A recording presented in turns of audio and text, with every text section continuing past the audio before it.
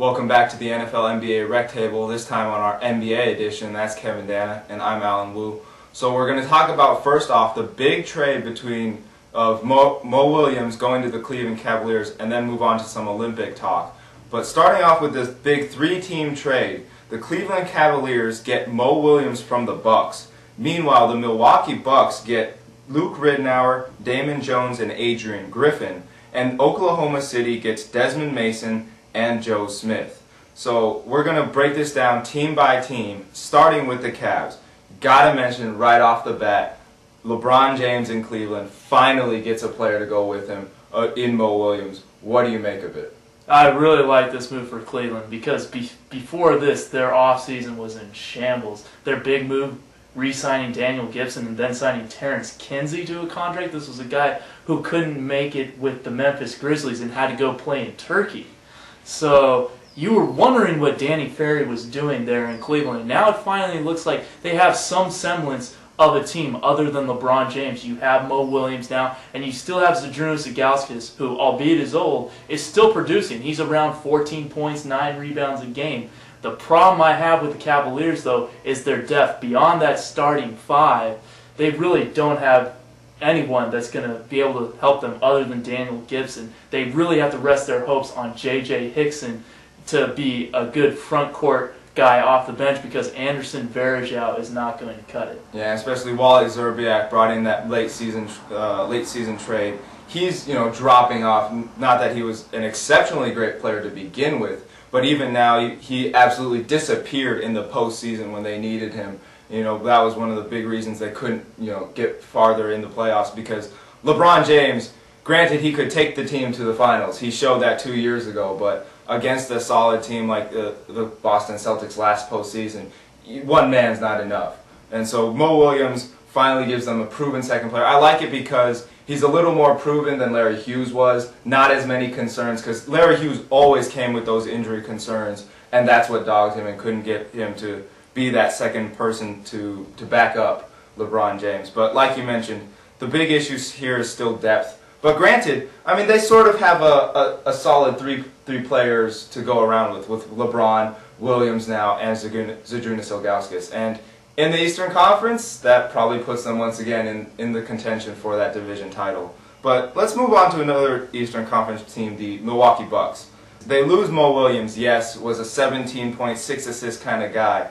But they really were trying to trade away that sort of scoring first mentality that he had, because earlier in the offseason brought in Richard Jefferson, another big time scorer. But what do you think about Luke Ridnour now taking the point for that Milwaukee Bucks team? I think it's going to work out really well for the Milwaukee Bucks, because you mentioned it, Mo Williams is a shoot-first kind of point guard, and Luke Ridnour is much more of a distributor. Yeah, he only averaged 6 points and 4 assists this season, but when given the time, he's a guy who can average 7 assists a game like he did 3-4 years ago with the Seattle Supersonics. So I really like what Milwaukee's bringing in. They don't need Mo Williams anymore, or else that's just going to be a very crowded starting five. And we haven't even mentioned Andrew Bogut, a guy who can potentially be a 20-point scorer in this league. He has consistently improved in scoring and rebounding every year. So I like the move to get Ridnour and replace Mo Williams. Yeah, especially with Michael Redd, Richard Jefferson, Charlie Villanueva, and Andrew Bogut. That's 70 points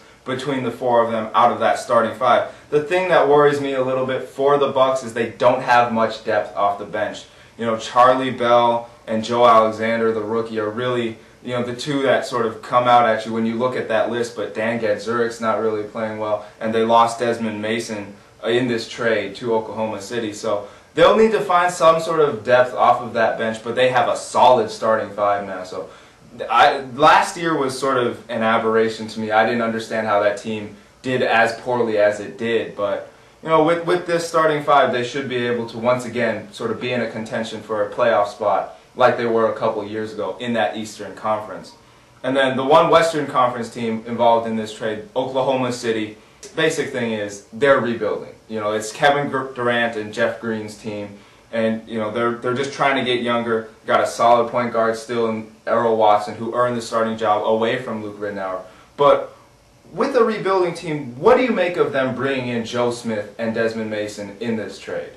Well, let's start with Joe Smith. I really don't understand bringing in Joe Smith. There has to be better veterans that you can get out there. And I really don't know what kind of presence he's going to bring. He's had a very troubled past, to put it that way. And he was a 10.5 rebound guy, splitting time between Chicago and Cleveland last year. He's been really underproductive his whole career. I don't like the presence that he brings to this lineup. Now let's talk about Desmond Mason. I understand this one a little more and think, well, he can maybe start in this lineup, even though they did draft Jeff Green at number 5 with that trade with Boston in the 2007 draft. Desmond Mason has become almost a fan favorite when he played in Oklahoma City when he was with the Hornets. So he has an experience with Oklahoma City. He was also an Oklahoma State Cowboy in college. So he's really familiar with the area, and I think is a very good fit for the Oklahoma City franchise. Yeah, in terms of a basketball standpoint, it's sort of a question mark because you bring in 2 old guys. But I think in a little bit, it might be like when the Supersonics, when they were still in Seattle last year, brought in Kurt Thomas away from the Phoenix Suns, just sort of there to be the veteran leadership, veteran presence. But like you mentioned, Desmond Mason might be able to give you some of that, but Joe Smith, a bust of a first overall pick, so not necessarily the best example to have.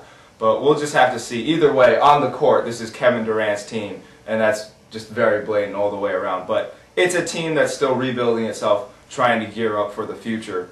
So shifting away from that and to the big topic, of course, USA Olympic basketball has been coming on real strong. They've absolutely blown away their opponents these past few games. So looking forward to the medal round now, we're going to start off by going over some of the surprising issues of the team so far. One of the things that I've really liked to see was Dwight Howard. These past 2 games against Spain and then Germany, finally, playing some good games, 10 or so points against Spain and then 22 against Germany. They need him because they need that front court presence. But their 3-point shooting has still been an issue. What do you make about that going into the medal round?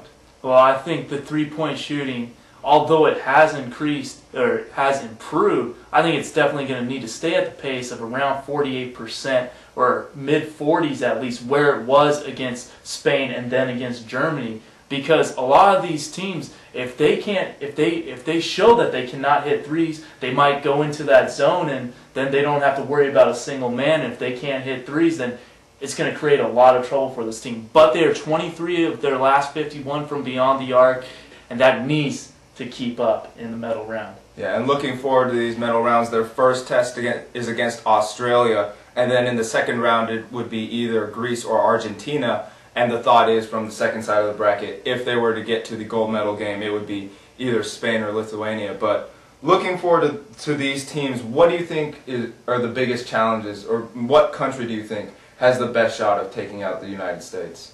Well, Argentina was the gold medal winner in 2004, but I think their biggest challenge could come in the first round against Australia. This was a team that only lost to America by 11 points without Andrew Bogut. This was a 7-point game with 5 minutes to go. The Aussies have shown no fear of any opponent, and they just come off a 31-point victory against Lithuania, of all teams. And yeah, Lithuania didn't have much to play for, but Australia didn't have anything to play for either. Both teams were locked into their medal round spots, and I think Australia could be a very tough first-round opponent in the medal round. Yeah, especially like you mentioned with Andrew Bogut now healthy and playing for them. But for me, that goes back to why it was so important that Dwight Howard finally picks it up. Because you look at all these teams: Australia with Bogut, Greece with Baby Shaq, Argentina with Scola, who put up 37 points in his last game, and then Spain, of course, with Gasol. All of these teams, they're star players in that front court. So you need to have a solid front court presence